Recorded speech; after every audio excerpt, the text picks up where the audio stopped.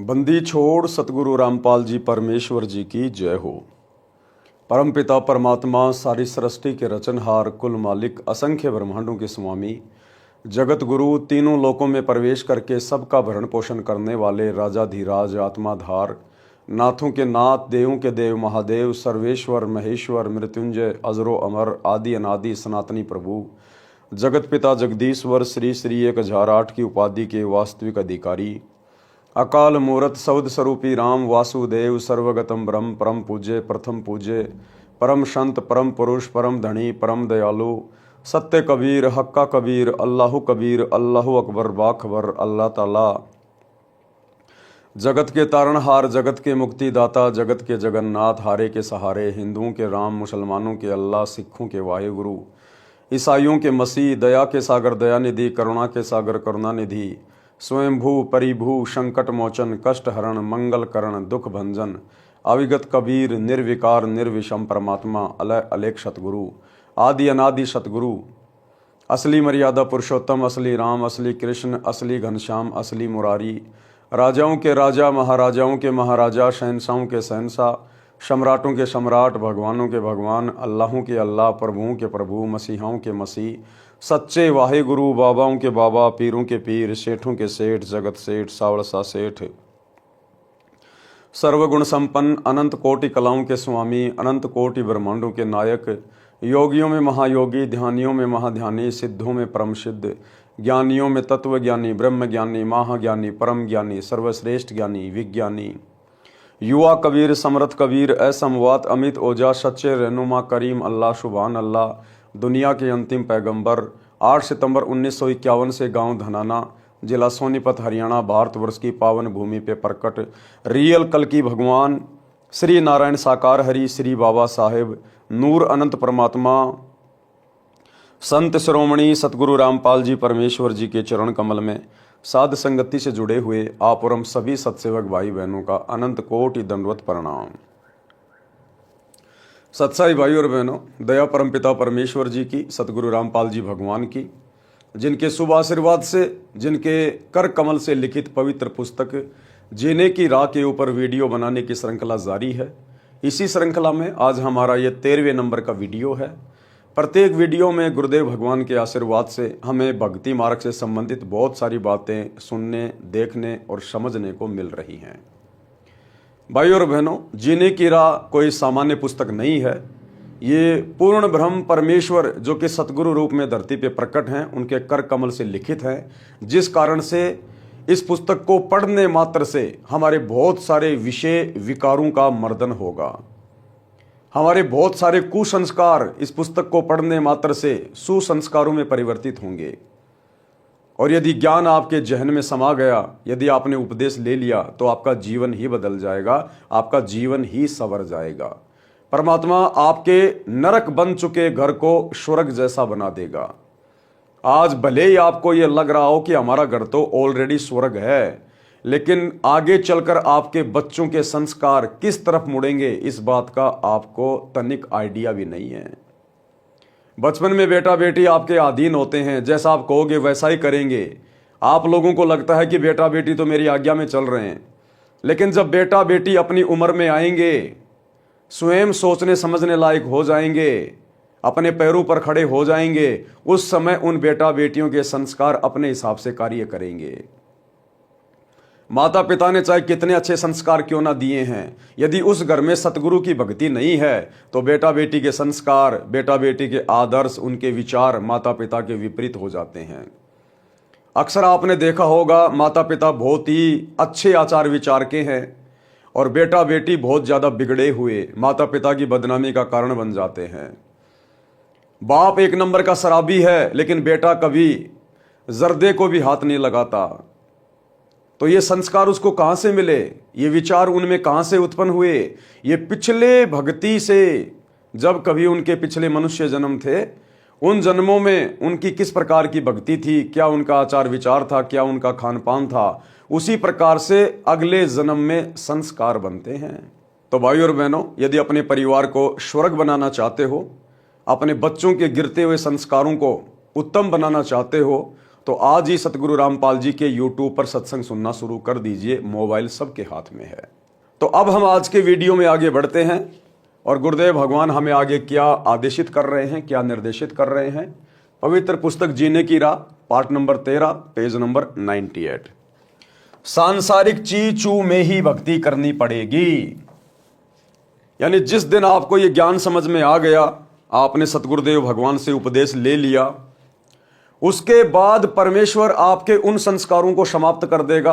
आपके भाग्य में आगे आने वाली उन समस्याओं को परमात्मा मिटा देगा। जो समस्याएं आगे चलकर आपको परेशान करनी थी, आपकी भक्ति में बाधा उत्पन्न होनी थी। लेकिन उसके बावजूद भी भाई और बहनों, थोड़ी बहुत ची चू तो इस काल के लोक में बनी ही रहेगी। हाँ, अन्य जो सांसारिक लोग हैं, अन्य जो भक्तिहीन लोग हैं, अचानक से कोई दुर्घटना हो गई, पूरा का पूरा परिवार एक्सीडेंट में मर गया, युवा बेटा मर गया, बेटी मर गई, एक्सीडेंट में किसी का हाथ कट गया, किसी की आंख फूट गई, कोई असाध्य रोग हो गया, ये सारी चीजें फिर आपके परिवार में कभी भी घटित नहीं होंगी।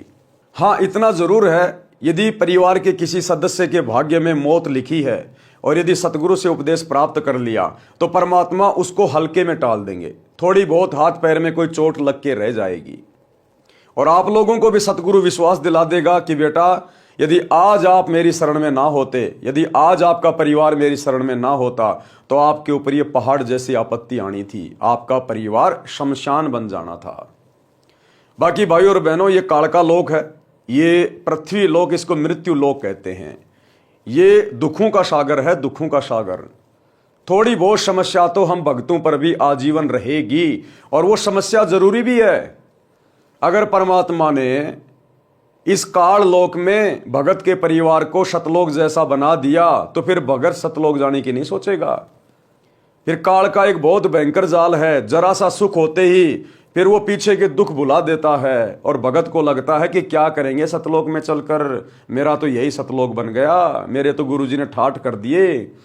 और धीरे धीरे आपका वो भाव, आपकी वो श्रद्धा भक्ति से और भगवान से धीरे धीरे कम होने लगेगी, जो आपके फिर से विनाश का कारण बन जाएगी।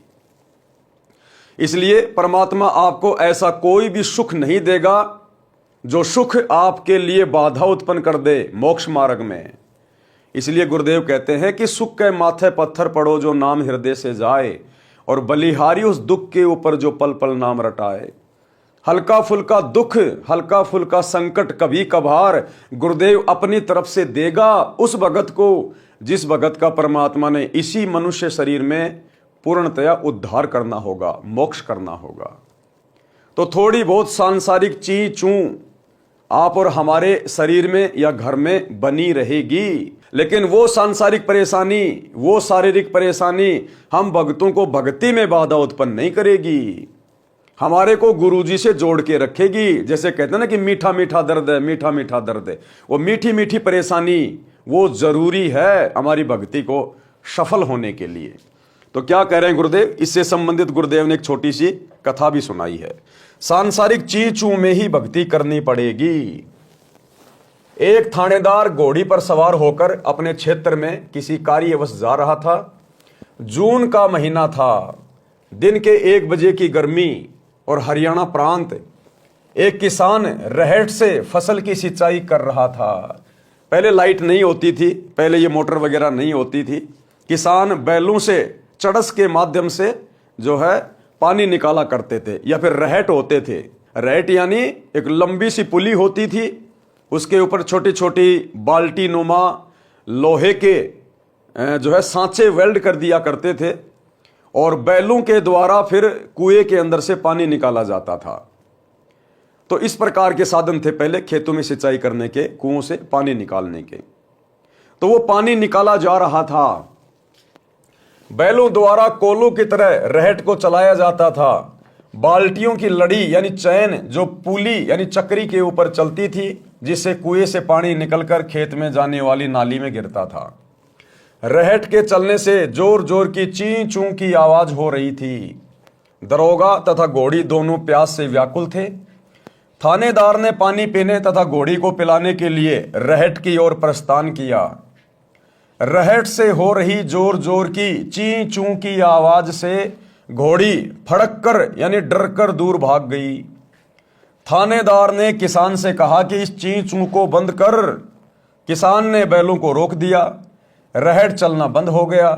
कुएं से पानी निकलना बंद हो गया। जो पानी पहले निकला था उसे जमीन ने अपने अंदर समा लिया। दरोगा घोड़ी को निकट लाया तो देखा कि नाली में पानी नहीं था। दरोगा ने कहा कि हे किसान, पानी निकाल। किसान ने बैल चला दिए। रहट से ची चू की आवाज और पानी दोनों चलने लगे। घोड़ी फिर फड़क गई और 1 एकड़ यानी 200 फुट की दूरी पर जाकर रुकी। दरोगा ऊपर बैठा था। दरोगा ने फिर कहा कि किसान, शोर बंद कर। किसान ने बैल रोक दिए। पानी नाली से जमीन में जाते ही समाप्त था। घोड़ी को निकट लाया, पानी नहीं मिला तो फिर पानी निकालने का आदेश दिया।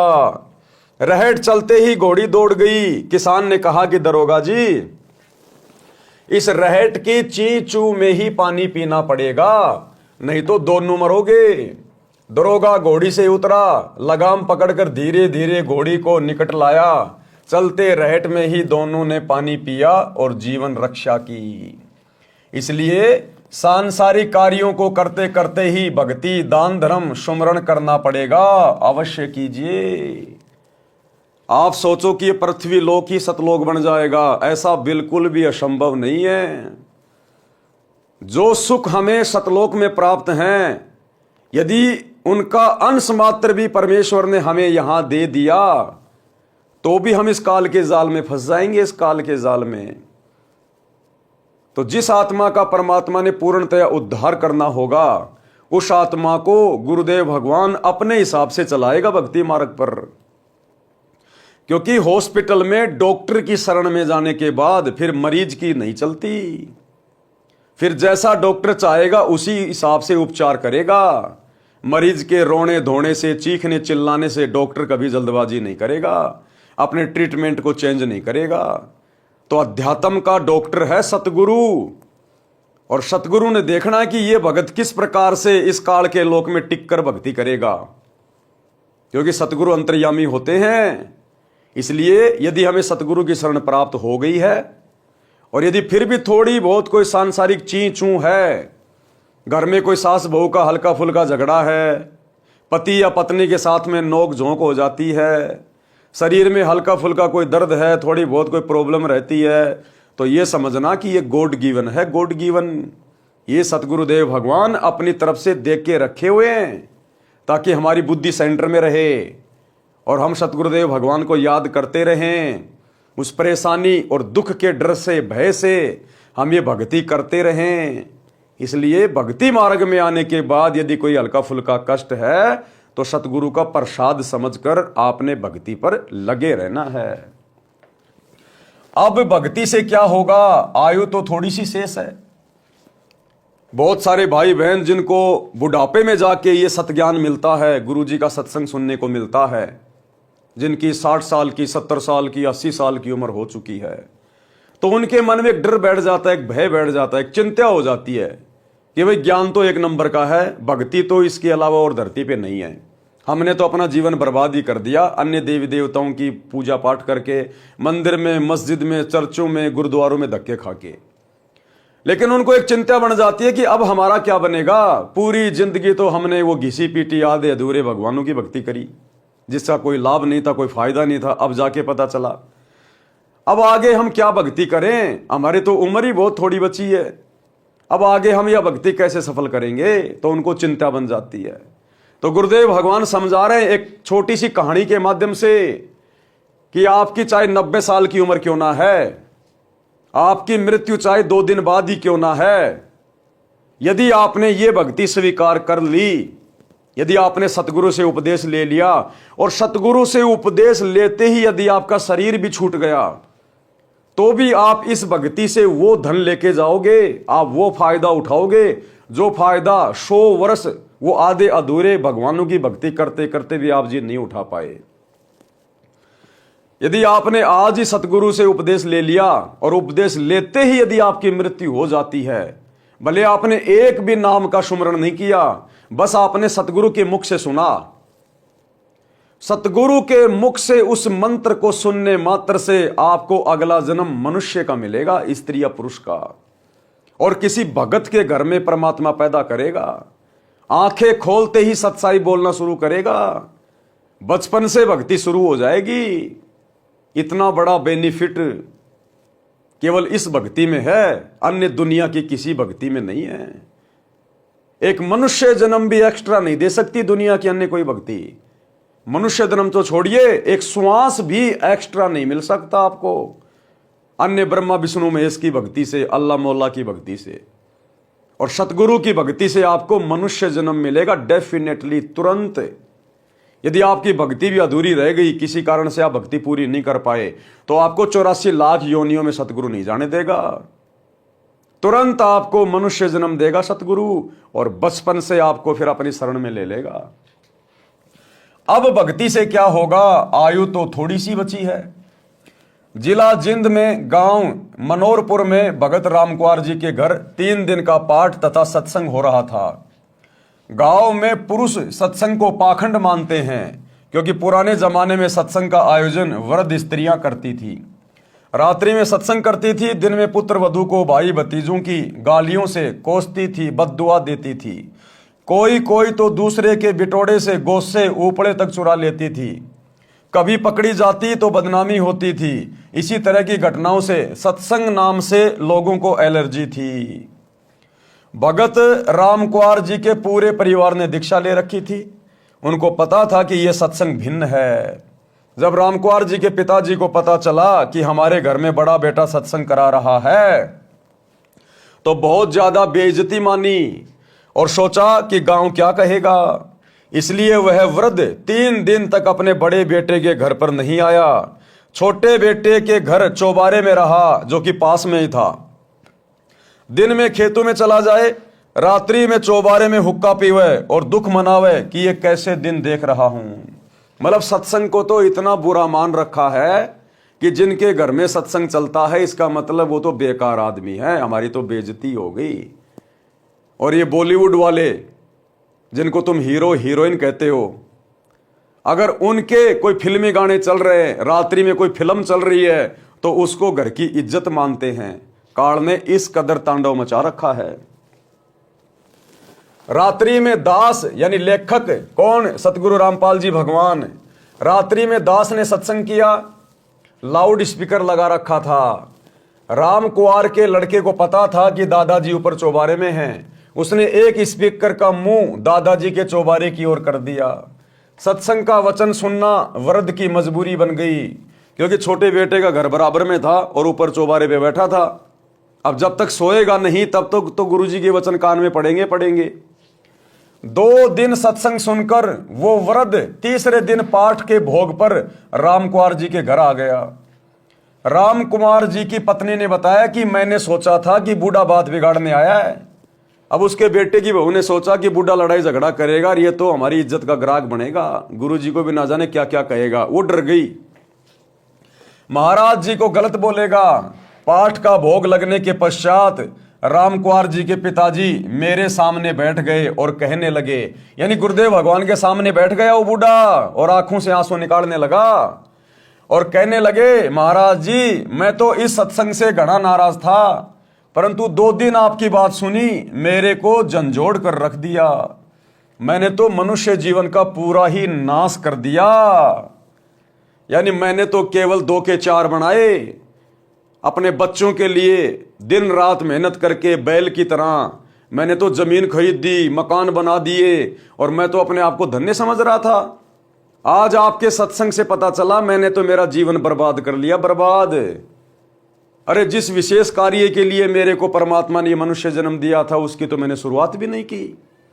और मैं तो अपने आप को पोता पोती वाला मान रहा था, अपने आप को कार कोठी वाला मान रहा था कि मेरे सब बेटे शादीशुदा हैं, उनके बच्चे हो गए, सब ने अलग अलग मकान बना लिए। मैंने तो अपना जीवन बर्बाद कर दिया भक्ति की शुरुआत ना करके। मैंने तो मनुष्य जीवन का पूरा ही नाश कर दिया। मैंने 8 एकड़ जमीन और मोल ली, दोनों बेटों को पाला पोसा, दिन रात खेती के काम में लगा रहा। आपके विचारों से पता चला है कि मैंने तो जीवन नाश कर दिया। अब 75 साल की आयु हो चुकी है, अब भक्ति से क्या बनेगा। ये बात कहकर वह वृद्ध रोने लगा। हिचकी लग गई। मैंने उसे सांत्वना देते हुए कहा, गुरुदेव भगवान ने फिर कैसे समझाया उसको। मैंने उसे सांत्वना देते हुए कहा कि आप विश्वास करो, अब भी कुछ नहीं बिगड़ा है। एक उदाहरण तो गुरुजी से इस दास रामपाल दास ने सुना था। बताया कि जैसे कुएं में बाल्टी छूट गई हो और उसकी नेजू यानी रस्सी जो बाल्टी से बांधी जाती है, जिससे बाल्टी द्वारा कुएं से पानी निकाला जाता है। पुराने समय में कुएं लगभग 100-150 फुट गहरे होते थे। कुएं में जा रही हो यानी हाथ से वो रस्सी छूट गई हो, जो व्यक्ति कुएं से पानी निकाल रहा हो और वो रस्सी मान लो उसके हाथ से छूट गई हो, यदि दौड़कर नेजू को पकड़ने की कोशिश करने से नेजू की रस्सी हाथ में आ गई हो तो समझो रस्सी भी आ गई और पानी भी प्राप्त हो गया। यदि यह विचार करें कि बाल्टी तो गई, जाने दे, तो मूर्खता है। इसी प्रकार आपकी आयु रूपी नेजू की पूंछड़ी बची है। अब दीक्षा लेकर सर्व नशा त्याग कर मर्यादा में रहकर साधना करो, मोक्ष हो जाएगा।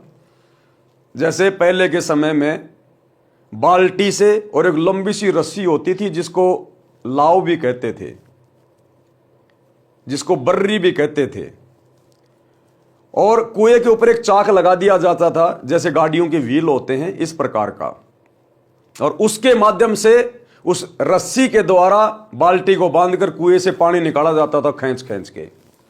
तो गुरुदेव कह रहे हैं यदि किसी की वो बाल्टी और रस्सी हाथ से छूट गई है और वो बाल्टी रस्सी समेत कुएं में जा रही है और दौड़कर यदि पानी भरने वाले ने उसकी लास्ट की पूंछड़ी भी पकड़ ली, उसका लास्ट का हिस्सा भी यदि पकड़ लिया, तो कुछ भी बात नहीं बिगड़ी। दोबारा से खींच लेंगे, वो रस्सी भी आ जाएगी, बाल्टी भी आ जाएगी, साथ में पानी भी आएगा नीचे से। तो इसी प्रकार जो सत भक्ति अब वर्तमान में परमात्मा धरती पर लेके आए हैं सतगुरु रामपाल जी, अगर आपके अंतिम समय में भी आपको यदि ये भक्ति मिल गई तो भी आपका कुछ नहीं बिगड़ा।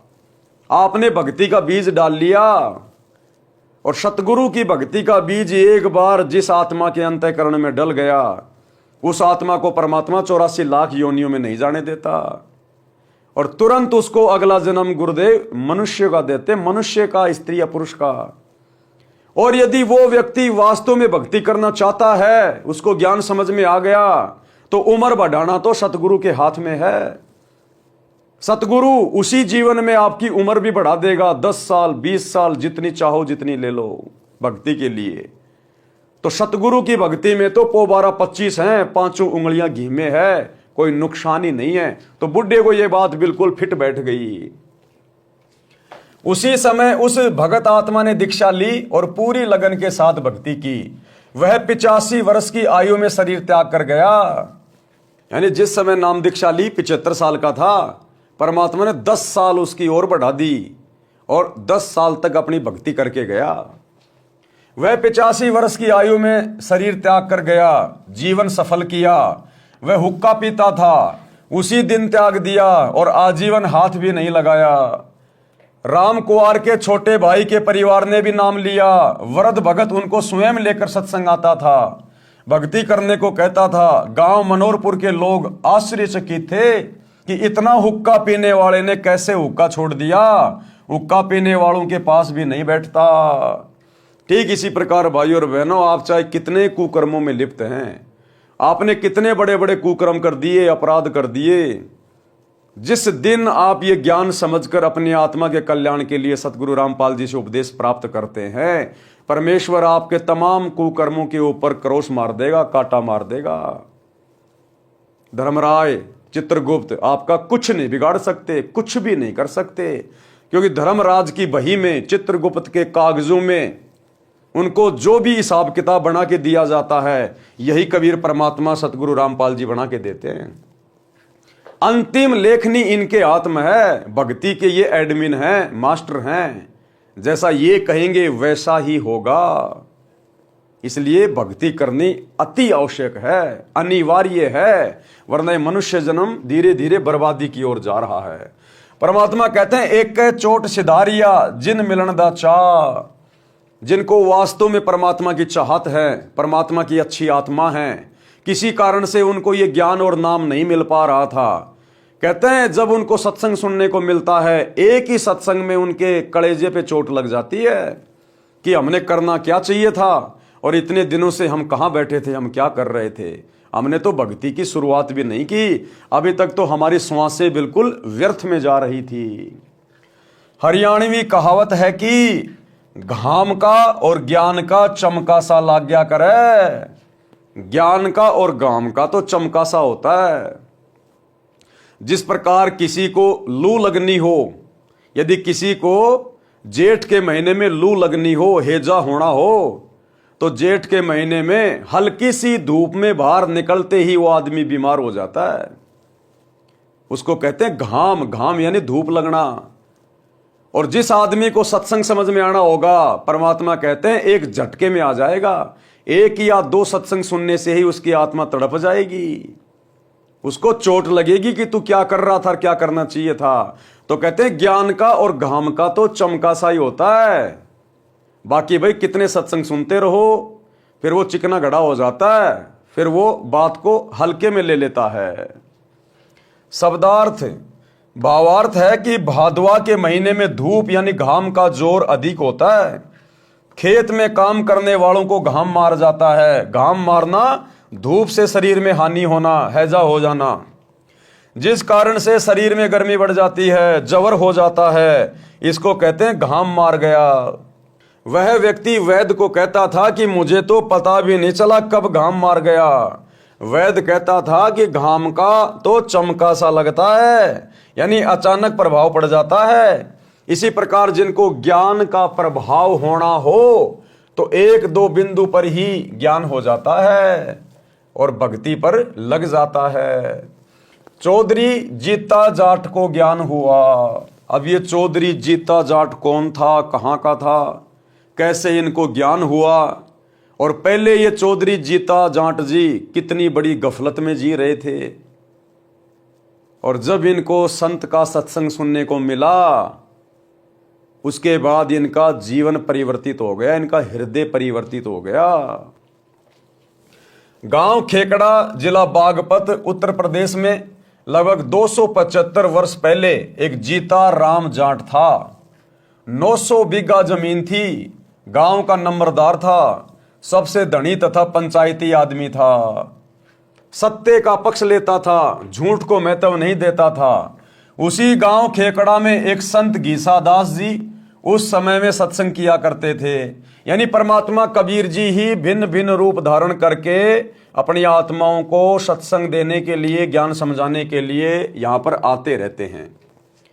तो जो गीसा संत जी थे वे चमार जाति में आए हुए थे। उस समय छुआछात चरम पर थी। संत गीसादास जी को परमेश्वर कबीर जी लगभग 7-8 वर्ष की आयु में जंगल में मिले थे। उनको यथार्थ ज्ञान तथा दीक्षा देकर अंतर ध्यान हो गए थे। बड़े होकर संत श्री गीसादास जी सत्संग करने लगे। आसपास के व्यक्ति सत्संग सुनकर दीक्षा लेकर संकट मुक्त होने लगे। दिन में अपने निर्वाह के लिए कार्य करते तथा रात्रि में सत्संग सुनते थे। महीने में 2 दिन सत्संग करते थे। रात्रि के सत्संग में स्त्रियां पुरुष दोनों जाते थे। गांव में चर्चा चलने लगी कि रात्रि में स्त्रियों का जाना उचित नहीं है, कुछ भी अप्रिय घटना हो सकती है, इसलिए सत्संग को बंद कर दिया जाए। गांव खेकड़ा की पंचायत हुई। पंचायत में सत्संग बंद कराने का निर्णय लिया और यह संदेश स्वयं पंचायत का प्रमुख चौधरी जीताराम जी को कहा गया। चौधरी जीताराम जी संत गीसाराम जी के घर गए। उस दिन सत्संग चल रहा था। गांव की पंचायत के फैसले की चर्चा पूरे गांव में हो चुकी थी। जब चौधरी जीताराम जी पहुंचे तो सत्संग श्रोताओं को लगा कि चौधरी साहब जाट दिमाग के हैं, संत जी से झगड़ा करेंगे। जीताराम जी घर से लाठी लेकर चले थे, जो रास्ते में एक पेड़ के साथ खड़ी करके आगे चले। विचार आया कि भगत कोई झगड़ा थोड़े ही करते हैं, अच्छी सभा में लाठी लेकर जाना पंचायती को शोभा नहीं देता। सत्संग चल रहा था। चौधरी साहब ने विचार किया कि कुछ इसकी बात सुनता हूं, फिर कह सुन लूंगा। यानी वो जीताराम चौधरी संत गीसा जी के सत्संग में ये सोचकर बैठ गया कि पहले इनका सत्संग सुन लेता हूं, क्या सत्संग करते हैं ये, बाद में निपटूंगा इनसे, ये कहकर पीछे की तरफ बैठ गया। सत्संग में वही ज्ञान बताया गया जो आप जी हरलाल जी के प्रकरण में पढ़कर आए हैं। चौधरी साहब तो भावुक हो गए, आंखों से आंसुओं की धारा बह चली। उठकर संत गीसा जी के चरणों में सिर रख दिया और कहा कि हे गुरुदेव, मुझ अपराधी को मारो चाहे छोड़ो, गलती बहुत बड़ी कर दी है। क्या गलती कर दी कि आप जैसे महापुरुष के प्रति मन में दोष पैदा करके, आपके साथ में लड़ाई झगड़ा करने के मकसद से, आपके साथ में मार पिटाई करने के मकसद से मैं नीच यहां पर आया हूं। मैं तुच्छ जीव सत्संग बंद करने का आदेश लेकर आया हूं। क्षमा करो प्रभु, आप दिल खोलकर सत्संग करो, कोई नहीं रोकेगा। संत गीसा जी ने कहा कि चौधरी साहब, जो काम करने आए थे वो कीजिए। जीता जाट फिर रोने लगा और बोला, क्षमा करो, मुझे दीक्षा दो। चौधरी जीताराम जाट जी भगत बन गए, स्वयं भी रात्रि में सत्संग सुनने लगा। गांव खेकड़ा के घर घर में चौधरी साहब जीतराम जाट की संत गीसा राम जी की शरण में जाने की निंदा होने लगी कि भैया चौधरी को भेजा था संत गीसा जी का सत्संग बंद करवाने के लिए और वो तो उसका चेला बन के बैठ गया। तो संत जीता जी की निंदा होने लगी पूरे गांव में कि काहे का चौधरी है, काहे का पंचायती है। कहने लगे संत गीसाराम शेवड़ा है, जादू जंत्र जानता है, गांव के चौधरी पर तांत्रिक क्रिया करके अपने वश कर लिया है, सम्मोहन जंत्र मंत्र जानता है। चौधरी जीताराम जी के घरवाले, लड़के तथा भाई, चाचा, ताऊ सब जीताराम जाट तथा गीसाराम संत के विरोधी हो गए। गांव वाले चौधरी जीताराम से कहने लगे कि चौधरी साहब, बुढ़ापे में यानी वृद्ध अवस्था में आप भी बिगड़ गए। चौधरी जीताराम जी को आध्यात्मिक घाम मार गया था, यानी बात उनके समझ में आ गई थी, यानी ज्ञान का प्रबल प्रभाव हो गया था। वह कहते थे कि हे गांव वालों, मेरे तो भाग्य जाग गए जो मैं भगत बन गया और आपकी नजर में बिगड़ गया। भगवान करे मेरे की तरह तुम सारे बिगड़ जाओ, यानी तुम सारे परमात्मा के सत्संग में आ जाओ। इस प्रकार से तो बिगड़ना भी अच्छा है। जिस सत्संग में आत्मा का कल्याण हो, जीवन जीने का तरीका पता चल जाए, मकसद पता चल जाए, जिसको तुम बिगड़ना कहते हो, ये बिगड़ना तो मुझे बहुत पहले ही चाहिए था, लेकिन मेरा दुर्भाग्य कि मैं पहले नहीं बिगड़ पाया। बिना बिगड़े काम नहीं चलेगा।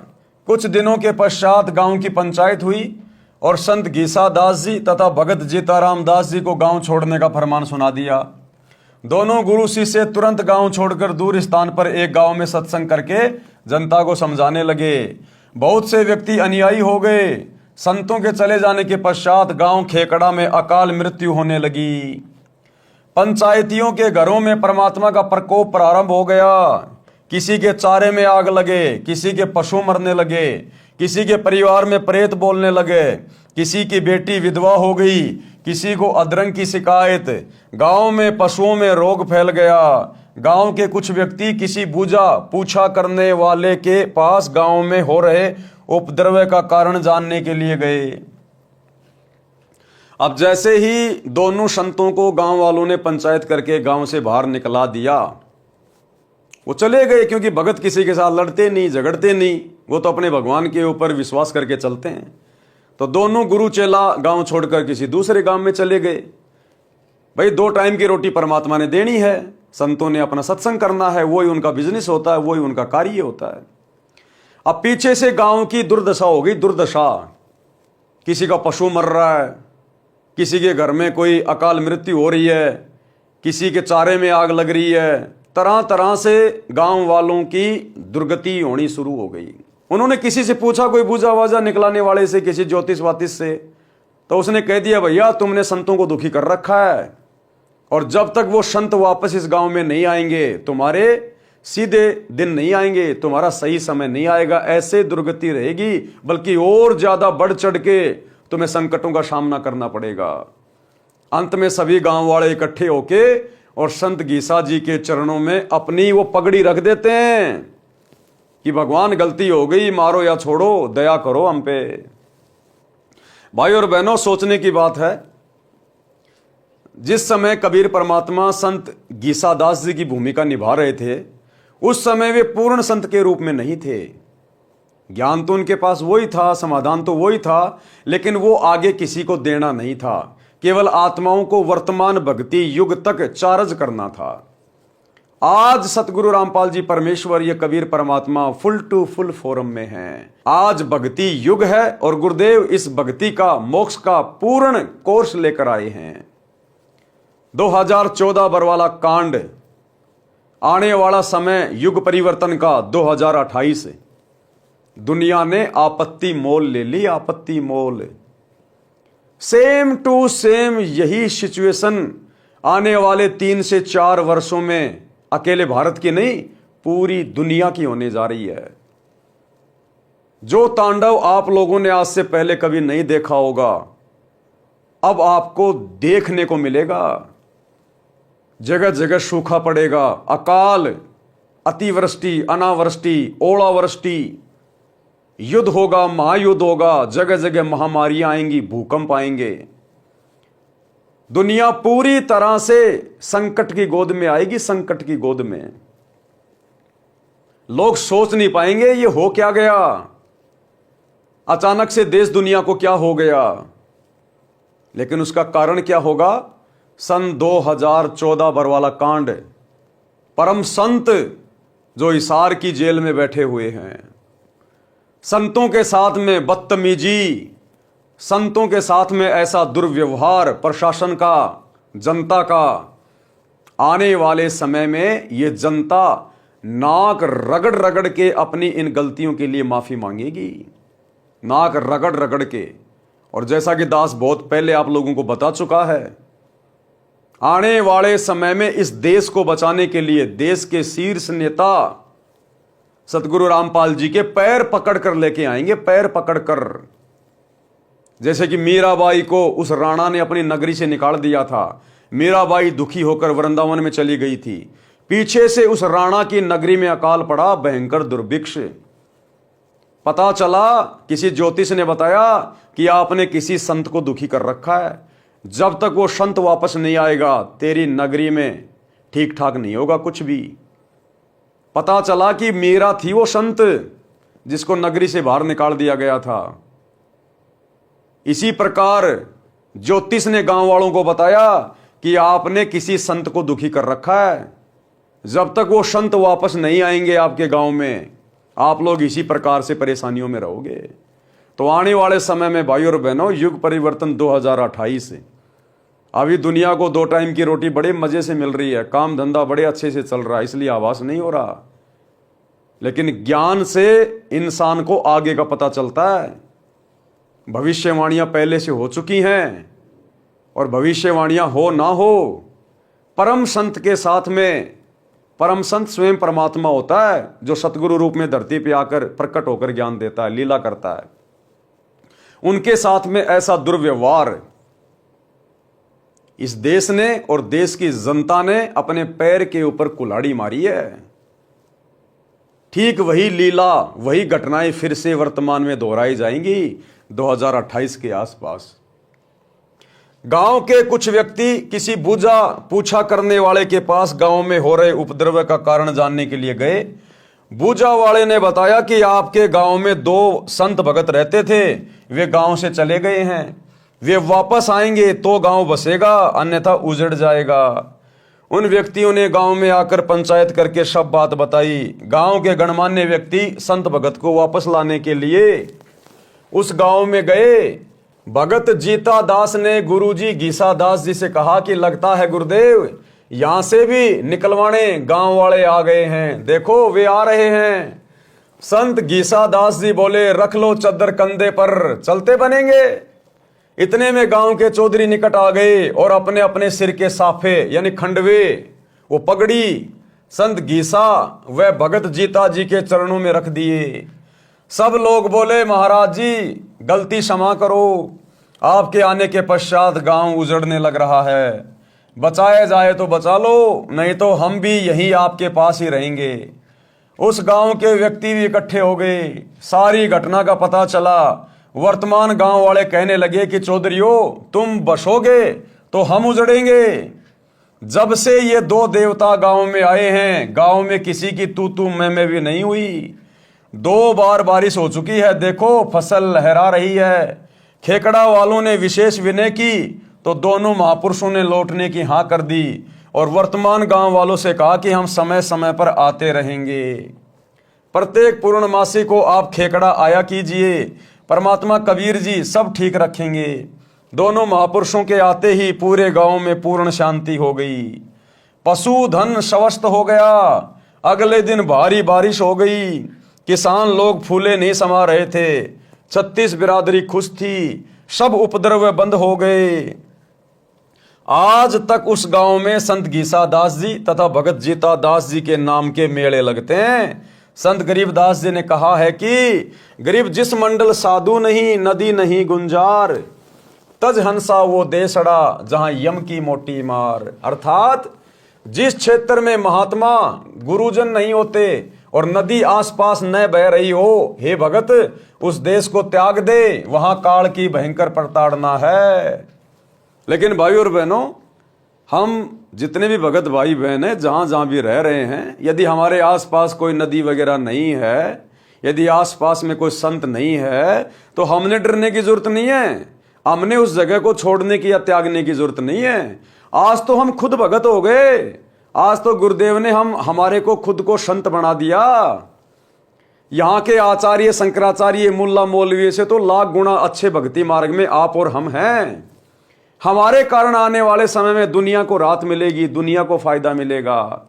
और नदी वदी की जरूरत नहीं है। आजकल जमीन खोद के ट्यूबवेल वगैरह लगा के आजकल पानी निकालने के बहुत सारे स्रोत हैं। और भगत यदि रेगिस्तान में बैठ के भी सत भक्ति करेगा, परमात्मा वहां भी बारिश से ढेर लगा देगा पानी का। इसलिए आप और हम भक्तों ने ऐसी कोई चिंता करने की आवश्यकता नहीं है। इसलिए हे पाठक जनों, जब भी जिस आयु में सतगुरु मिल जाए, भक्ति प्रारंभ कर देना। संत गरीबदास जी ने कहा है कि गरीब चली गई सो जान दे, ले रहती को राख। यानी तेरी जितनी उम्र चली गई है जाने अनजाने में, भक्ति के बिना तूने अपना जितना समय बर्बाद कर दिया उसको भूल जा। उसके विषय में ज्यादा चिंतन मनन मत करना। ले रहती को राख। अब आगे तेरी जितनी जिंदगी बची है उसको भक्ति में लगा।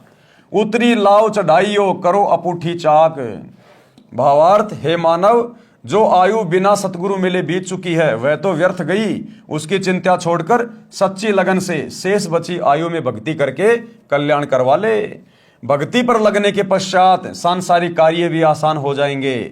जैसे कुएं से पानी निकालते समय नेजू यानी बाल्टी से बंधी रस्सी चक्कर से उतर जाती तो बाल्टी को खींचना कठिन हो जाता था। नेजू यानी रस्सी को फिर से चक्कर पर चढ़ाकर बाल्टी खींचना बहुत आसान हो जाता है। सतगुरु के शरण में आने से पहले लाव यानी रस्सी चक्कर से उतरी हुई के समान पानी निकालना कठिन हो रहा था। उसी प्रकार सब कार्य कठिनता से बन रहे थे। भक्ति शुरू करते ही कार्य आसानी से बनने लगे। जैसे रस्सी चक्कर पर चढ़ने के पश्चात पानी आसानी से निकलता है। ये विचार नहीं करना चाहिए कि अब तो आयु कम रहती है, अब क्या भक्ति करेंगे।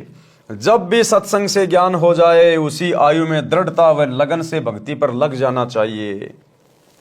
भावार्थ, जो आयु चली गई उसकी चिंता छोड़कर शेष की रक्षा करो, यानी भक्ति दान सेवा में लगा दो। जैसे पुराने समय में कुएं से खेती की सिंचाई के लिए चमड़े की चड़स प्रयोग होती थी, जिसमें 2-3 क्विंटल पानी भर जाता था। उसको काठ की चक्री के ऊपर लाव यानी मोटी रस्सी चढ़ाकर बांधकर खींचते थे। यदि लाव चक्री से उतर जाती थी, फिसल जाती थी, तो उसे खींचना कठिन हो जाता था। उसको जैसे तैसे पुनः चक्री पर चढ़ाया जाता था, जिससे चड़स को बाहर निकालना आसान हो जाता था, जो उससे लाभ लेने का यथार्थ तरीका है। इसलिए हे मानव, यदि गुरु शरण नहीं ली तो आपकी लाव उतरी पड़ी है। जीवन का प्रत्येक कार्य मुसीबत बना खड़ा है। उस जीवन की लाव को पुनः चक्री पर चढ़ा लो, यानी अपने आप को सतगुरु की शरण में ले आओ। सतगुरु रामपाल जी भगवान के सत्संग सुन के उनके शरण में आ जाओ। अपनी लाव को चक्री पे चढ़ा लो, फिर चलाओ, आसान हो जाएगा। यानी गुरु जी की शरण लेकर अपने जीवन की राह को आसान बनाओ।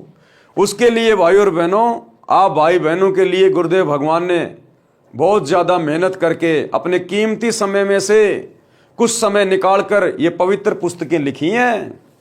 दिन रात गुरुदेव भगवान परमार्थ के लिए निस्वार्थ भाव से सत्संग कर रहे हैं, आप और हम आत्माओं को जगाने के लिए। देखो, हम भी आप जैसे ही थे। हमारी सतगुरु रामपाल जी से कोई यारी दोस्ती रिश्तेदारी नहीं थी, हम तो जानते भी नहीं थे। ये हरियाणा के, हम कहीं के, ये किस जाति में आए, हम किस जाति में आए, हमारा कोई लेना देना नहीं। लेकिन हमने भी इनके सत्संग सुने, मोबाइल पे, टीवी पे, पुस्तकें पढ़ी, तो पता चला कि हम तो अपना जीवन बर्बाद कर रहे हैं बिना सतगुरु की सच्ची भक्ति के।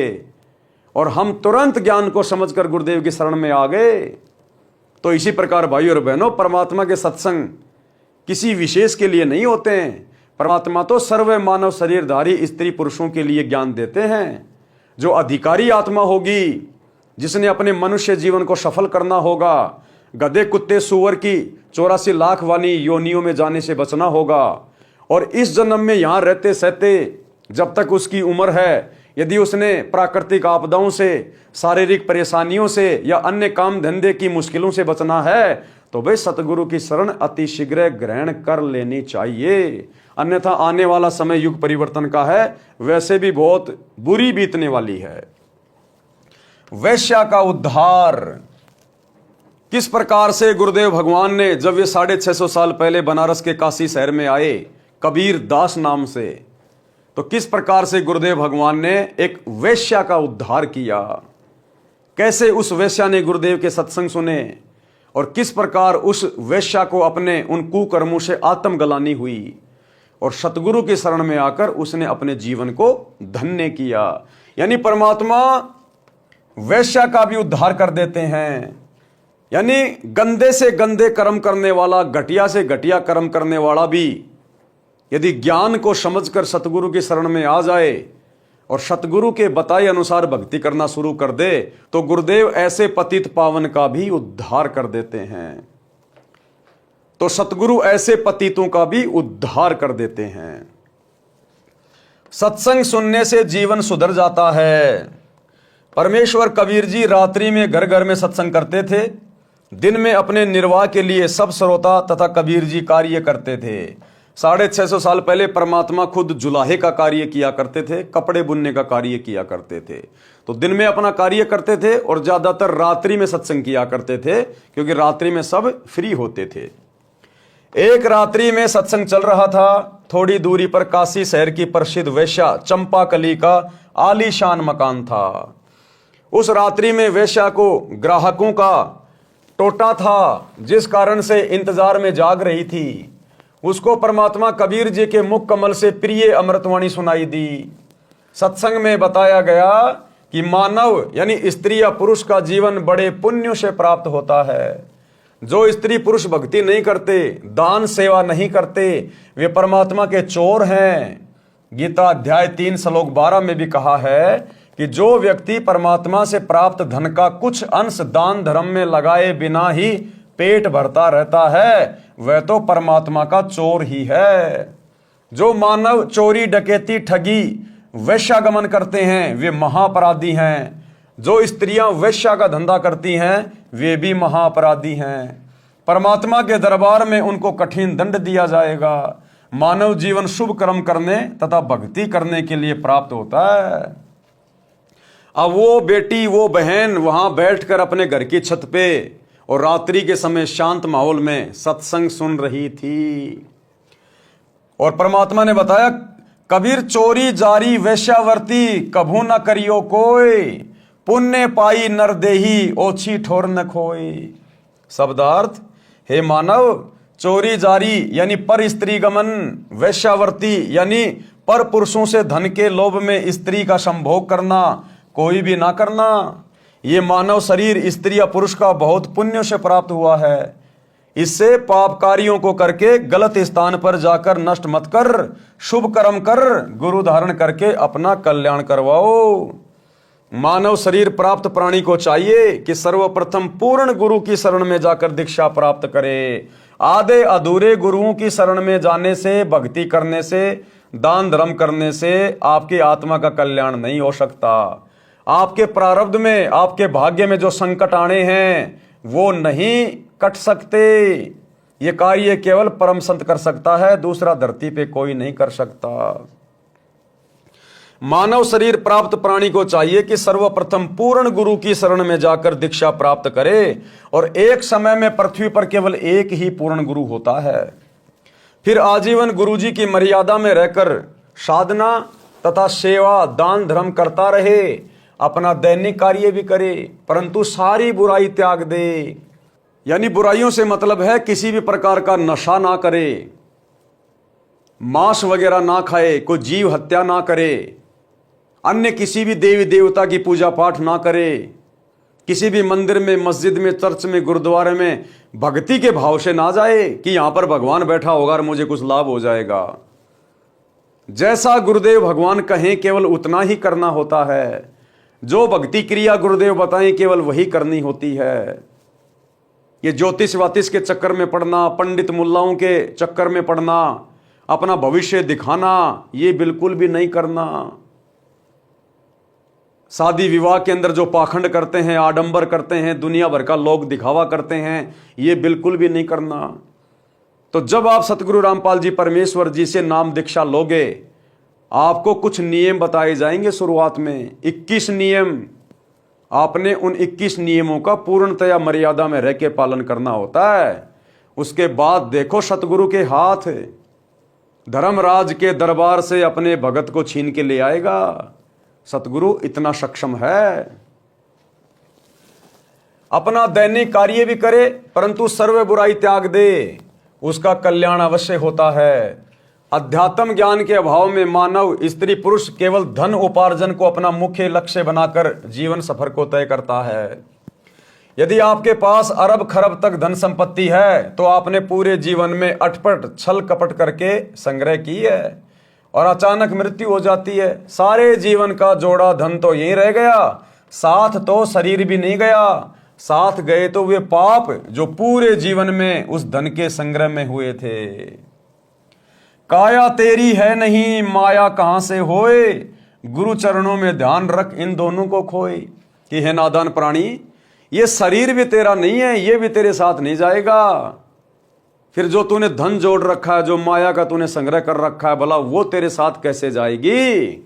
इस बात पे ठंडे दिमाग से विचार कर। और कहते हैं गुरु चरणों में ध्यान रख इन दोनों को खोए, केवल उतना ही उपार्जन कर जिससे तेरा भरण पोषण हो जाए, तेरी आवश्यक इच्छाओं की पूर्ति हो जाए। कबीरा सब जग निर्धना, धनवंता ना कोई, धनवंता सो जानिए जा पे राम नाम धन होए। परमात्मा कह रहे हैं इस संसार में जिसके पास पूर्ण गुरु की पूर्ण भक्ति नहीं है, वो धनी होकर भी निर्धन है, निर्धन। कबीरा सब जग निर्धना, धनवंता ना कोई।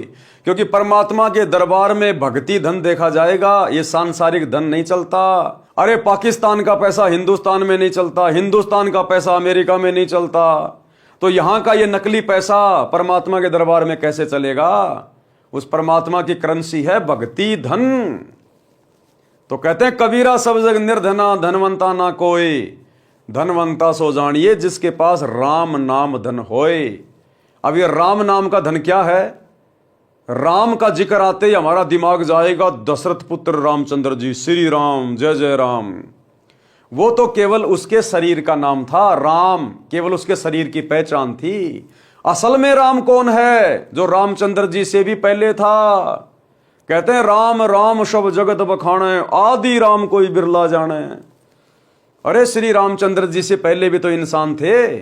श्री रामचंद्र जी तो त्रेता युग में जन्मे थे, उससे पहले तो सतयुग था। सतयुग के भी तो इंसान थे, तो सतयुग वाले तो जानते नहीं थे कि राम कौन है, क्योंकि श्री रामचंद्र जी का जन्म तो त्रेता युग में हुआ था। तो सतयुग के प्राणी तो जानते ही नहीं थे कि ये राम क्या चीज है।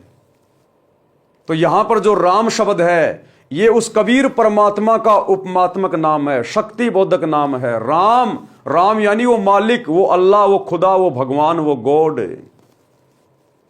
कहते हैं उसकी भक्ति जब तुझे मिलेगी, जब वो सतगुरु रूप में धरती पे आता है जैसे आज आए हुए हैं, और उस समय तुझे वो जो दीक्षा देंगे, जो भक्ति विधि बताएंगे, जो तुझे यज्ञ धर्म दान सेवा करना बताएंगे, वो जब तू मर्यादा में रह के करेगा, उस नाम का जाप करेगा, तो वो है राम नाम धन, यानी भक्ति धन। राम नाम धन यानी सच्चे सतगुरु की भक्ति से अर्जित किया गया धन।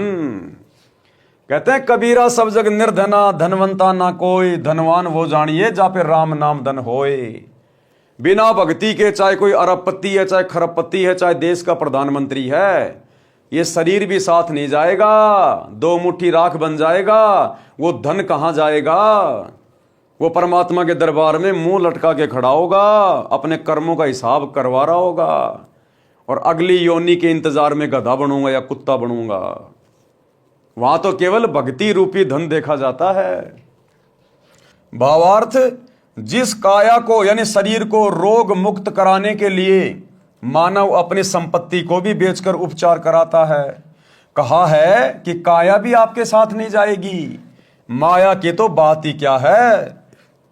पूर्ण गुरुजी से दीक्षा लेकर दिन रात्रि भक्ति कर, गुरुजी के बताए ज्ञान को आधार बनाकर, ज्ञान को आधार बनाकर जीवन की राह पर चल, काया तथा माया से मोह हटाकर भक्ति धन संग्रह कर। हे मानव, मानव का पिछला इतिहास देख ले। सर्व सोने की लंका थी, रावण से रणधीरम, यानी रावण जिसकी पूरी लंका, जिसके पूरे महल सोने से बने हुए थे, और एक नंबर का बलवान था, पावरफुल था, शक्तिशाली था, रिद्धि और सिद्धियां थी उसके पास में। सर्व सोने की लंका थी, रावण से रणधीरम, एक पलक में राज नष्ट हुआ, जम के पड़े जंजीरम। बिना सच्चे सतगुरु की भक्ति के, बिना सच्चे सतगुरु की शरण के, वो रावण जिसकी पूरी लंका सोने की थी, एक पलक में राज विराजे, एक पलक में वो राज्यहीन हो गया। उसकी वो मौज मस्ती, उसकी रिद्धियां सिद्धियां, ऐशो आराम एक पलक में धरी की धरी रह गई। तो कहते हैं एक पलक में सब नष्ट हुआ और जम के पड़े जंजीरम, और यमराज की भेंट चढ़ गया। अब यमराज उसको गधा बनाएगा, कुत्ता बनाएगा, सूअर बनाएगा, गंदी नाली का कीड़ा बनाएगा उस रावण को, क्योंकि पूरी जिंदगी उसने पाप ही किए, उसने पाप ही इकट्ठे किए, धन की ताकत में, अपने शरीर की ताकत में, रिद्धि और सिद्धियों की ताकत में, जबकि वो तो शंकर भगवान का सबसे बड़ा भगत था। रावण के जैसी भक्ति शंकर जी की कोई नहीं कर सकता, जिसने 10 बार अपने हाथ से अपने सिर काटकर अपने इष्ट शंकर जी के चरणों में रख दिए। वो शंकर भी उसकी दुर्गति होने से नहीं बचा पाया उसको, क्योंकि भगवान शंकर डमी गॉड है, कंप्लीट गॉड नहीं है, पूर्ण गॉड नहीं है। ये कर्मों से अधिक नहीं दे सकते, जितना किया है उतना ही दे सकता है। ये अपने भगत को सद्बुद्धि नहीं दे सकते, क्योंकि ये तीनों भगवान खुद दुर्बुद्धि के शिकार हैं, काल के अधीन हैं। तो भगवान शंकर की भक्ति रावण जैसी कोई नहीं कर सकता। और जब उसकी ऐसी दुर्गति से कुत्ते वाली मौत हुई, तो वर्तमान के शंकर जी के भगत समझ लेना, वही विचार कर लेना तुम्हारे साथ में क्या बनेगी, इस जन्म में नहीं तो किसी अगले जन्म में। ये पीछा छूटेगा केवल पूर्ण गुरु की शरण में आकर सत भक्ति करने से, अन्यथा इंसान को सद्बुद्धि भी नहीं आ सकती। सद्बुद्धि क्या होती है? अरे भगवान शंकर को खुद को सद्बुद्धि नहीं भाई। आपने सुख सागर पढ़ा होगा, किस प्रकार से काम वासना से प्रेरित होकर और मोहिनी के पीछे पीछे जंगल में चल दिए। भगवान शंकर का वीर्यपात हो गया, इतने काम वासना में आरूढ़ हो गए। तो जब इन भगवानों को खुद सद्बुद्धि नहीं है, खुद ये काल प्रेरणा से दुर्बुद्धि के शिकार हैं, ये काल की कठपुतली बनकर कार्य कर रहे हैं, कठपुतली बनकर, तो इनकी भक्ति करने से भला आप और हमारा क्या उद्धार होगा? आप और हमारे संस्कार कैसे परिवर्तित हो सकते हैं? आप और हम कैसे मोक्ष प्राप्त कर सकते हैं? जबकि आज के लोगों के पास तो श्री शंकर जी की भक्ति की विधि भी नहीं है। अरे रावण तो विधि विधान से भक्ति करता था, डायरेक्ट जाके शंकर जी से मिलके आता था। आज के लोगों के पास तो सिवाय शंकर भगवान के नाम पर सुल्फा पीने के अलावा, बम बम बम बम करने के अलावा नाम भी बिगाड़ दिया शंकर जी का, बम बम बम बम। अब बम तो फटेगा भैया, बम को जब आग लगेगी तो बम तो फटेगा, और फटेगा तो नुकसान ही करेगा। तो वर्तमान में तो धरती पर काल उपासना करने वालों के पास में श्री शंकर जी, श्री ब्रह्मा जी, श्री विष्णु जी की यथार्थ भक्ति भी नहीं है। तो सोचिए आम प्राणियों का क्या होगा जब रावण की ऐसी दुर्गति हुई, कुत्ते वाली मौत को प्राप्त हुआ और फिर 84 लाख योनियों में गया, कहीं गधा कुत्ता सुअर बन के घूम रहा होगा। इसलिए आज मौका है, अगर आपको ब्रह्मा विष्णु महेश तक की भी सही साधना करनी है और यहीं पर आपको गधा कुत्ता सुअर बनना है, तो भी आपको सतगुरु रामपाल जी से उपदेश लेना पड़ेगा, क्योंकि वर्तमान में इनके अलावा पृथ्वी पर ना तो कोई 3 लोक की भक्ति देने का अधिकारी है और ना कोई शतलोक की भक्ति देने का अधिकारी है। तो गुरुदेव कहते हैं सर्वे सोने की लंका थी, रावण से रणधीरम, एक पलक में राज नष्ट हुआ, जम के पड़े जंजीरम। गरीब भक्ति बिना क्या होत है, भ्रम रहा संसार, रति कंचन पाया नहीं रावण चलती बार। कि बिना भक्ति के ये पूरी दुनिया भ्रमणा में भटक रही है। वो रावण, उसके जैसी भक्ति तुम नहीं कर सकते। कहते हैं जाते समय मरते समय एक रति भर भी सोना लेके नहीं जा सका। तो फिर आजकल के युवा लड़के युवा लड़कियां बिना ज्ञान के हैं 5,000 रुपए का चांदी का ब्रासलेट बना लिया, दिन में 3 बार हला ला के दिखाएंगे दुनिया को। छोटी मोटी 1,000-2,000 की कोई कानों में पहन ली, या बहुत बड़ा कोई धनवान होगा तो आजकल जैसे सोशल मीडिया पे देखते हैं हम, 2-4 किलो सोना अपने गले में सर्पों की तरह लटका के घूमते रहते हैं, दिखाते रहते हैं। कहते हैं रावण की बिल्डिंग, रावण का महल 48 किलोमीटर ऊंचा था, 48 किलोमीटर ऊंचा। वो एक रत्ती भर भी नहीं लेके जा सका, पूरा का पूरा सोने का था वो, पूरा का पूरा सोने का।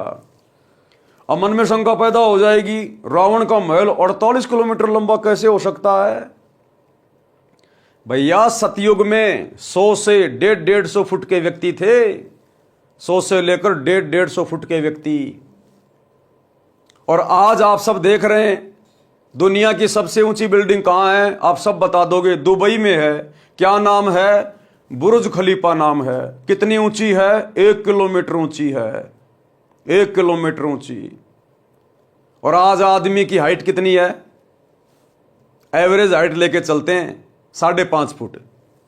आज इंसान की हाइट है 5.5 फुट, और बिल्डिंग कितनी ऊंची बना दी आज? 1 किलोमीटर ऊंची।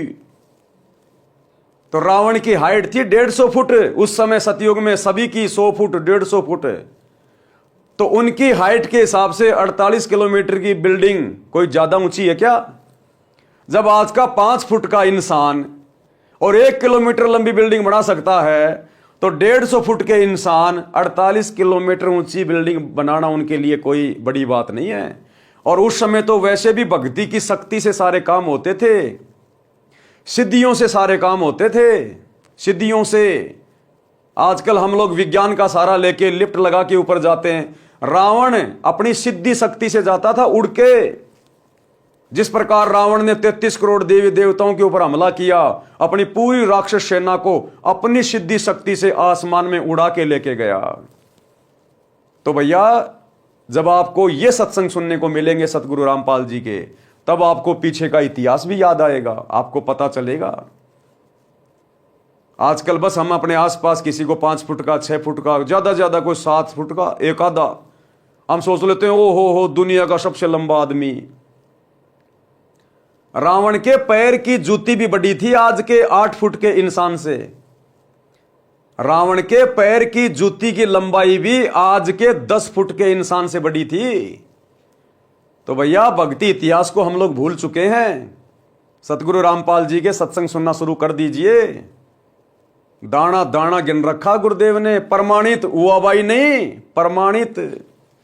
तो कहते हैं आज के इंसान के पास तो है ही क्या, हद मार के किसी के पास में 2 किलो होगा, 3 किलो होगा। रावण की तो 48 किलोमीटर ऊंची बिल्डिंग पूरी सोने की थी, और वो सुई की नोक जितना भी मरने के बाद साथ नहीं लेकर जा सका। तुम किसके भरोसे बैठे हो? अगर वास्तव में कोई भक्ति धन है, असली कोई सोना है, असली चांदी है, तो सतगुरु रामपाल जी की भक्ति है, यही धन हमारे साथ जाएगा।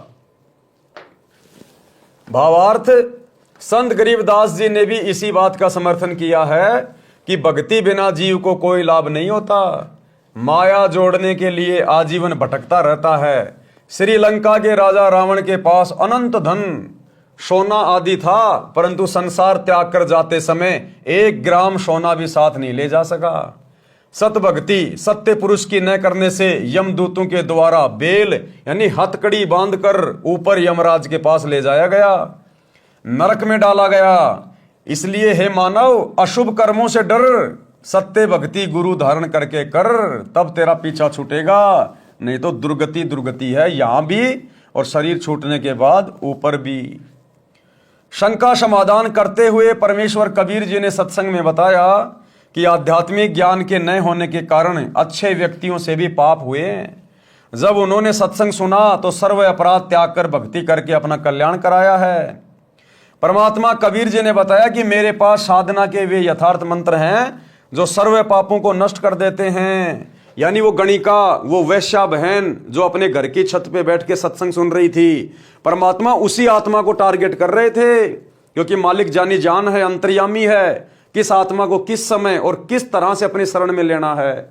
तो परमेश्वर उस आत्मा को टारगेट करके सत्संग सुना रहे थे। तो क्या बोले परमात्मा कि परमात्मा कबीर जी ने बताया कि मेरे पास साधना के यथार्थ यानी सच्चे मंत्र हैं जो सभी पापों को नष्ट कर देते हैं और पुण्य बच जाते हैं। जैसे वर्तमान में वैज्ञानिकों ने ऐसी औषधि खोजी है जो खेती में डालने से घास व खरपतवार को नष्ट कर देती है, फसल सुरक्षित रहती है, ये मंत्र मैं अपने लोक से लेकर आया हूं। क्या कहा परमात्मा ने, कबीर जी ने, जो 650 साल पहले सतगुरु रूप में आए थे, कि भक्ति के ये सत मंत्र मैं अपने लोक यानी सतलोक से लेके आया हूं। सोहम शब्द हम जग में लाए, सार शब्द हम गुप्त छुपाए। सोहम नाम का जो मंत्र है, ये मंत्र यहां इस पृथ्वी पर किसी भी धर्मशास्त्र में आपको लिखा हुआ नहीं मिलेगा, सिवाय कबीर परमात्मा के। और कबीर परमात्मा से परिचित जितने भी संत हुए हैं, उसके बाद उन्होंने अपने जो ग्रंथ लिखे हैं, जैसे आदरणीय नानक जी जो कबीर जी के शिष्य थे, नानक जी के ग्रंथ में आपको सोहम शब्द का जिक्र मिलेगा। आदरणीय गरीबदास जी जो कबीर परमात्मा के शिष्य थे, उनके सदग्रंथ साहिब में आपको इस मंत्र का जिक्र मिलेगा। आदरणीय दादू जी के ग्रंथ में, उनकी वाणियों में आपको इन मंत्रों का जिक्र मिलेगा। अन्यथा जितने भी धर्म ग्रंथ हैं, हिंदुओं के 4 वेद, गीता जी, मुसलमानों की कुरान मजीद, कुरान शरीफ, तौरेत, जबूर, इंजल, ईसाइयों की बाइबल, आपको कहीं भी सोहम शब्द नहीं मिलेगा। ये सोहम शब्द कबीर परमात्मा इस काल के 21 ब्रह्मांड में लेके आए। सोहम शब्द हम जग में लाए, सार शब्द हम गुप्त छिपाए। शब्दार्थ ऊपर किया है। ऋग्वेद मंडल 9 सूक्त 95 मंत्र 2 में भी प्रमाण है कि परमात्मा इस संसार में प्रत्यक्ष प्रकट होकर, प्रत्यक्ष प्रकट कैसे होते हैं? सतगुरु रूप में। क्योंकि कबीर परमेश्वर स्वयंभू हैं, वे किसी मां के गर्भ से जन्म नहीं लेते, उनकी लीला अजब गजब होती है। नामा और रैदास रसीला, कोई न जाने अवगत की लीला। वे स्वयंभू हैं, मां के गर्भ से जन्म लेके नहीं आते, लेकिन सांसारिक दिखावे में ऐसी लीला करते हैं कि जैसे ये एक स्त्री और पुरुष के सहयोग से जन्म लेकर आए हैं। प्रत्यक्ष प्रकट होकर अपनी अमृतवाणी द्वारा मुक्ति के सत्य मार्ग की प्रेरणा करता है।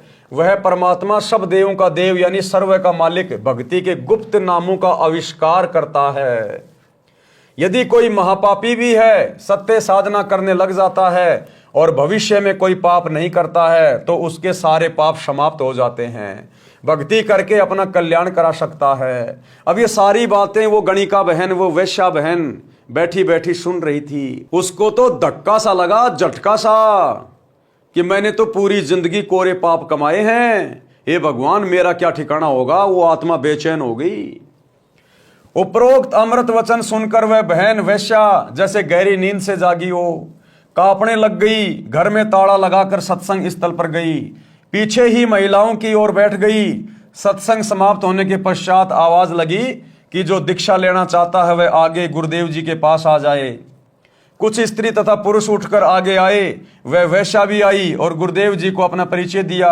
और बताया कि मैंने तो 40 वर्ष की आयु में प्रथम बार ये उपकारी वचन सुनने को मिले। हे परमात्मा, क्या मेरे जैसी पापिन का भी कल्याण संभव है? वैसे तो आप जी ने सर्व समाधान सत्संग में बता दिया, परंतु जब अपने घृणित जीवन की ओर झांकती हूं तो गलानी होती है तथा विश्वास नहीं हो रहा है कि मेरे जैसे अपराधी को क्षमा कर दिया जाएगा। परमेश्वर कबीर जी ने कहा कि कबीर, जब ही सतनाम हृदय धरो भयो पाप को नाश, और जैसे चिंगारी अग्नि की पड़े पुराने घास।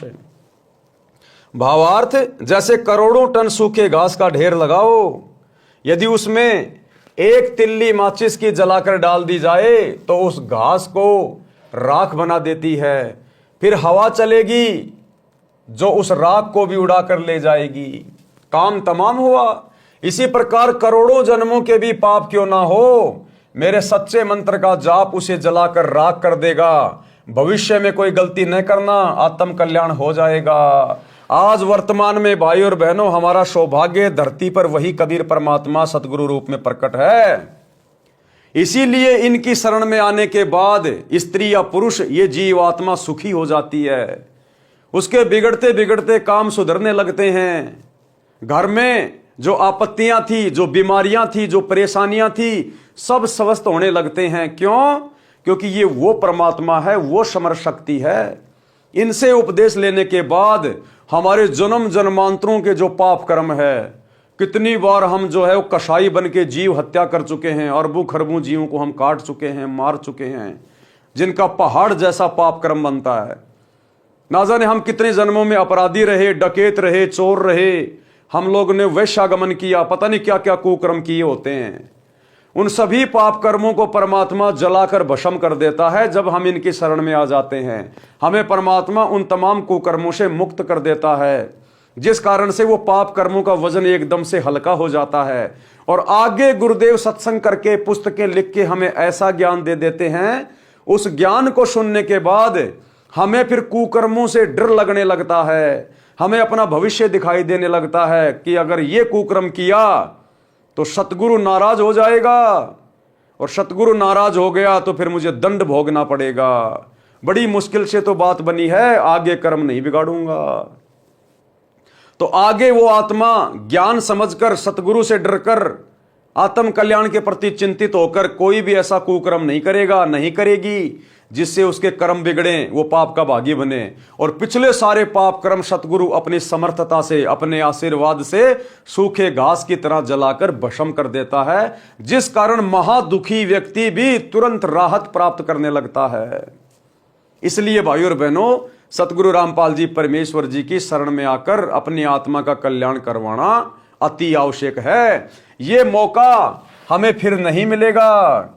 यदि एक बार सतगुरु रामपाल जी भगवान के पावन चरण कमल इस पृथ्वी से चले गए, यानी जिस रूप में आज गुरुदेव भगवान धरती पे प्रकट हैं, जिस दिन अपनी लीला पूरी करके और अपने निज लोक सतलोक चले जाएंगे, उसके बाद भाई और बहनों फिर पाप कटने की उम्मीद मत करना किसी भी प्रकार की। या फिर सतगुरु के रहते सहते यदि हमारी टिकट कट गई, हमारी मृत्यु हो गई, हम चल बसे, तो फिर भी हमारे हाथ में कुछ नहीं लगेगा, फिर हम सीधे 84 लाख योनियों में जाएंगे। तो वर्तमान में गुरुदेव धरती पे प्रकट है, आप और हमारे को मनुष्य जन्म प्राप्त है। इससे अच्छा मौका भला और कब मिलेगा, क्या मिलेगा।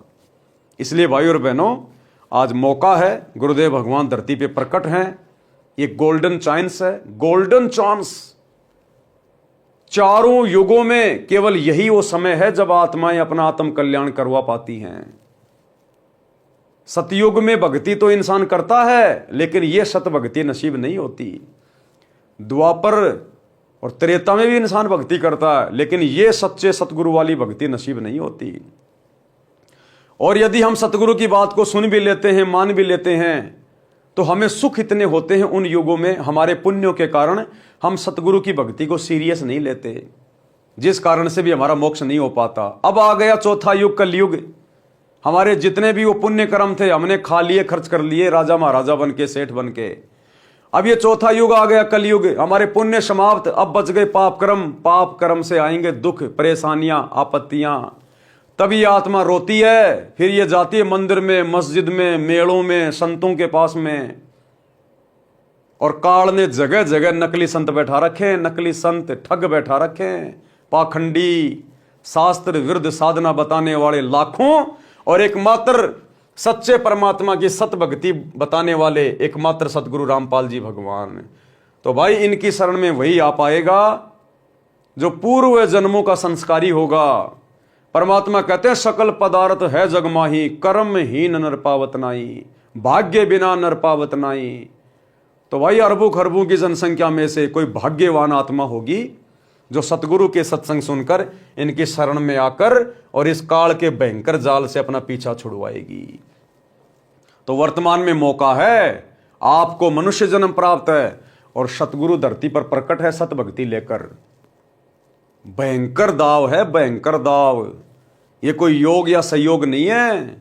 वर्तमान में आप जितने भी भाई बहन हैं पृथ्वी पर, स्त्री या पुरुष जितने भी हैं, 7 अरब या 8 अरब, ये बड़े सौभाग्य से मनुष्य जन्म प्राप्त हुआ है। सभी आत्माओं के पुण्य बहुत भयंकर हैं, तभी तो सतगुरु के समकालीन आप और हमारे को जन्म मिला है। नहीं तो हमारे दादा परदादा चले गए, उनके दादा परदादा चले गए, सतगुरु के दर्शन भी नहीं कर पाए। और आज तो गुरुदेव भगवान ने ऐसी दया कर दी आप और हमारे ऊपर, घर बैठे अपने सत्संग भेज दिए। जेब से मोबाइल निकालो, यूट्यूब पे जाके सर्च करो, सत्संग सतगुरु रामपाल जी भगवान, सृष्टि रचना सतगुरु रामपाल जी भगवान। और ये दुनिया भर के फालतू के वीडियो, रील्स वगैरह, शॉर्ट वीडियो वगैरह, एंटरटेनमेंट के वीडियो वगैरह, फालतू की अश्लील फिल्में, ये दुनिया भर के ये उल्टे कुकर्म जो करते हो ना, जो केवल तुम्हारे कर्म ही बिगाड़ सकते हैं। थोड़ा थोड़ा समय निकाल के सतगुरु के सत्संग सुनना शुरू कर दो। परमात्मा धरती पे आया हुआ है, परमात्मा। ये बातें उस समय तुम्हारे दिल में घर करेंगे जब एक बार सत्संग सुनना शुरू करोगे। ज्ञान से ही ज्ञान होता है, ज्ञान से ही ज्ञान। आंखें मलते रह जाओगे फिर अगर ज्ञान समझ में आ गया तो कि ये भगवान कहां अंधेरे में सो रहे थे। अगला जन्म गधे कुत्ते सूअर का था अगर सतगुरु रामपाल जी की शरण में नहीं आ जाते तो भाई और बहनों, समझदार होगा वो तो विचार करेगा, बुद्धि विवेक से काम लेगा। जिस चिंतन मनन के लिए, सोचने विचारने के लिए परमात्मा ने हमें ये बुद्धि दी है, ये मनुष्य जन्म दिया है, जानवरों से अधिक हमारे को ये बुद्धि दी है, वो तो इस बुद्धि का सदुपयोग करेगा गुरुदेव के सत्संग सुन के। अन्यथा वही जानवरों वाले कर्म करता करता, बच्चे पैदा किए, बच्चों का पालन पोषण किया, खाया पिया, मौज मस्ती मारी, और अंत समय में किसी टायर के नीचे आके फूट के मर गया या किसी हॉस्पिटल में किसी बीमारी से तड़प तड़प के मर गया। वो तो वही कर्म करते हुए जाएगा संसार से जो जानवर करते हुए जा रहे हैं। तो उसमें जानवर में तो फिर कोई अंतर नहीं हुआ, अगले जन्म में फिर उसको जानवर ही बनना है।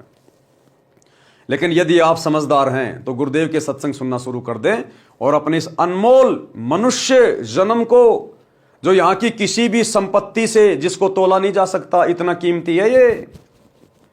अगर हीरे का पहाड़ भी एक तरफ रख दिया जाए और ये मनुष्य जन्म दूसरी तरफ रख दिया जाए तो इस मनुष्य जन्म का वजन ज्यादा है उस हीरे के पहाड़ का नहीं, क्योंकि हम इससे अपना आत्म कल्याण करवा सकते हैं। सतगुरु के साथ विमान में बैठ के शतलोक जा सकते हैं। तो भाई और बहनों, आज के वीडियो में हम केवल इतना ही लेंगे। कल रात्रि 8 बजे रंका बंका की कथा, ये क्या कथा है, रंका बंका कौन थे, कैसे इनको सतगुरु की शरण मिली और कैसे इन्होंने अपने जीवन को आबाद किया, तो ये कथा हम कल रात्रि 8 बजे गुरुदेव के आशीर्वाद से पढ़ेंगे। तब तक गुरुदेव भगवान हम सबको आज्ञा दे, इजाजत दे, सद्बुद्धि दे, आशीर्वाद दे। बंदी छोड़ सतगुरु रामपाल जी भगवान की जय हो।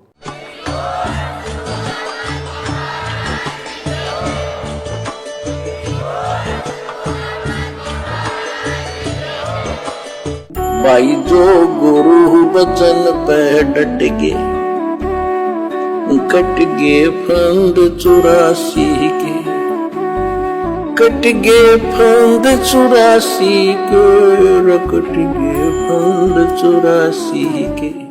भाई जो गुरु बचन पे डट के, कट गे फंद 84 के, कट